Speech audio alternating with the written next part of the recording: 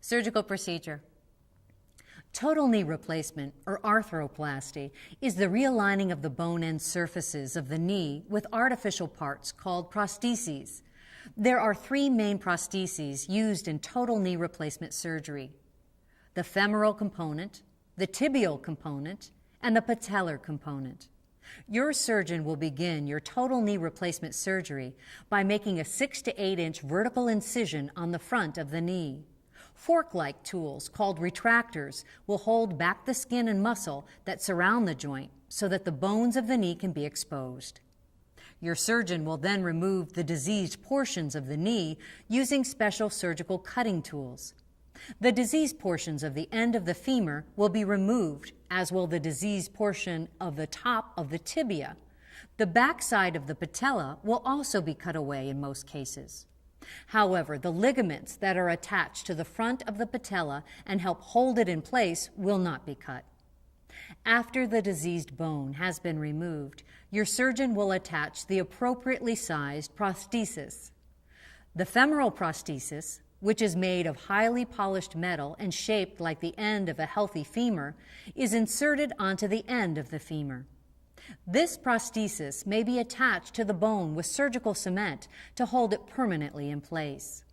Some types of prosthesis, however, may be inserted onto the femur without cement, as they have a special porous coating that allows bone tissue to grow into it. This tissue ingrowth helps hold the prosthesis in place.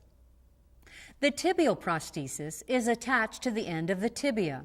It is made of a metal base with a top composed of medical-grade plastic called polyethylene. The metal base is attached to the tibia with cement or can be secured to the bone through tissue ingrowth.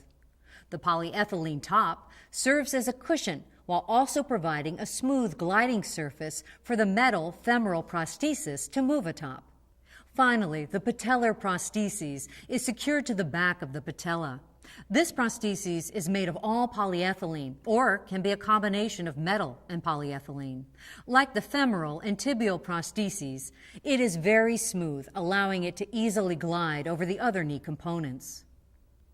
Once the prostheses are in place, the surgeon will carefully check their fit and alignment by bending and moving the knee in different directions. A temporary drainage tube will be inserted into the knee, allowing excess blood and fluid to drain out during your recovery time. This tube is typically removed before being discharged from the hospital. The last step in the surgery is closing the incision. Your surgeon will use a combination of sutures and staples to close and seal the wound.